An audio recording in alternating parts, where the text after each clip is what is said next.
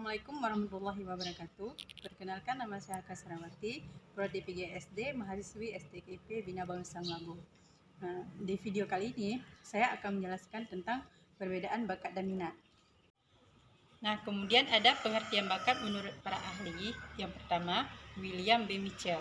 Menurut William B. Mitchell, bakat adalah suatu kapasitas yang ada dalam diri seseorang yang mana dalam melakukan tugas serta melakukannya dipengaruhi oleh latihan yang dijalaninya. Yang kedua, menurut S.C. Uttaminandar.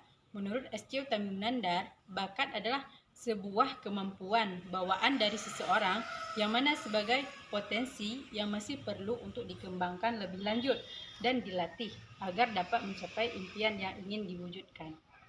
Setelah kita mendengar pengertian bakat menurut para ahli tadi, jadi dapat kita simpulkan bahwa bakat adalah suatu kemampuan yang dimiliki oleh seseorang di mana kemampuan tersebut sudah melekat dalam dirinya dan dapat digunakan untuk melakukan hal-hal tertentu dengan lebih cepat dan lebih baik dibandingkan dengan orang biasa.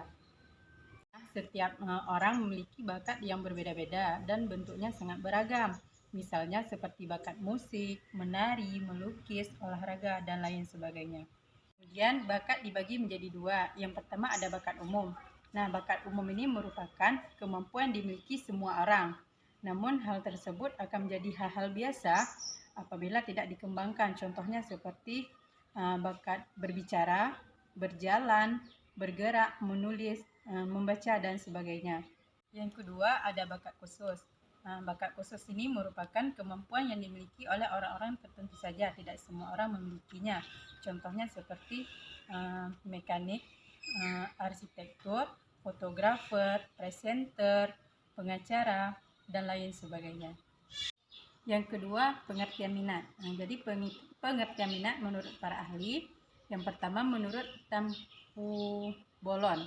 Menurut Tampu Bolon mengatakan bahwa minat adalah suatu perpaduan keinginan dan kemampuan yang dapat berkembang jika ada motivasi. Yang kedua, menurut Maperere dan Sumeto, minat adalah suatu perangkat mental yang terdiri dari suatu campuran dari perasaan, harapan, pendirian, prasangka, rasa takut, atau kecenderungan lain yang mengarahkan individu kepada suatu pikiran tertentu. Setelah kita mendengar tadi pengertian minat menurut para ahli, jadi dapat kita simpulkan bahwa minat adalah perhatian yang mengandung unsur perasaan. Minat ini merupakan dorongan atau keinginan dalam diri seseorang pada objek tertentu.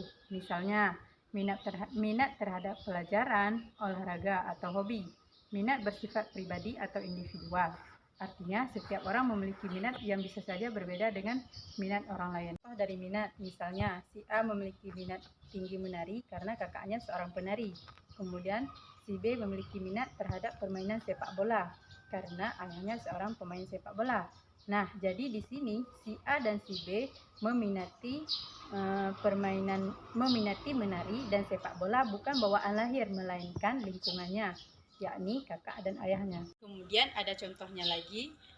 Di sekolah misalnya si A memiliki minat yang berbeda dengan si B. Si A minatnya bermain badminton, sementara si B minatnya olahraga atau renang. Untuk itu guru pasti mengarahkan si A untuk masuk klub badminton dan si B klub berenang. Jika dibalik, maka keduanya tidak akan berkembang, malah mereka akan malas melaksanakan kegiatan tersebut. Sedangkan jika diarahkan dan dibina dengan tepat, si B mungkin bisa menjadi juara renang dan begitupun dengan si A. Yang ketiga, mengembangkan bakat dan minat. Yang pertama perlu keberanian, kedua perlu didukungnya latihan, yang ketiga perlu didukung lingkungan. Jadi dapat kita simpulkan bahwa bakat adalah sesuatu kemampuan yang khusus yang dimiliki oleh setiap individu atau seseorang. Kemudian minat adalah keinginan atau kemauan seseorang pada objek tertentu. Jadi cukup sekian penjelasan perbedaan bakat dan minat dari saya. Apabila ada kekurangan dan kesalahan kata-kata, saya mohon maaf dengan sebesar-besarnya. Saya akhiri. Assalamualaikum warahmatullahi wabarakatuh.